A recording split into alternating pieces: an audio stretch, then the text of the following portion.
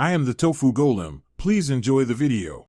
In this video, I will explain how to program a Toyota Sequoia key.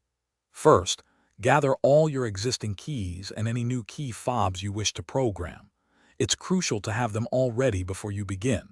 Make sure your vehicle's battery is fully charged to avoid interruptions. The programming sequence involves specific steps and precise timing, so pay close attention to each instruction. Let's get started and get your new key working smoothly. To begin, sit in the driver's seat with all doors closed. Insert your master key into the ignition and remove it 5 times within a 10-second window. Next, open and close the driver's door 6 times.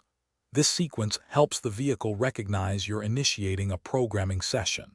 After closing the door for the 6th time, insert the master key back into the ignition and leave it there. The security light should now be flashing, indicating you're in programming mode. Now, with the master key still in the ignition, take your new key fob. Press and hold the lock button on the new fob for exactly 1 second. Release the button, and then immediately press and hold the lock button again for 2 seconds. The vehicle should respond by locking and unlocking its doors, confirming that the new key fob has been successfully programmed. Repeat this step for any additional new key fobs you need to add. To exit programming mode, simply remove the master key from the ignition. The vehicle's security light should stop flashing, indicating the process is complete.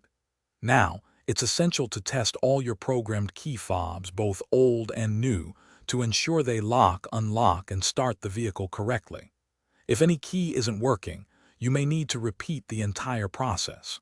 Also, for more great deals and to check out the Echo Dot smart speaker, be sure to look for the link in the description below. Thanks for watching. Thanks for watching. Consider subscribing if we helped you today.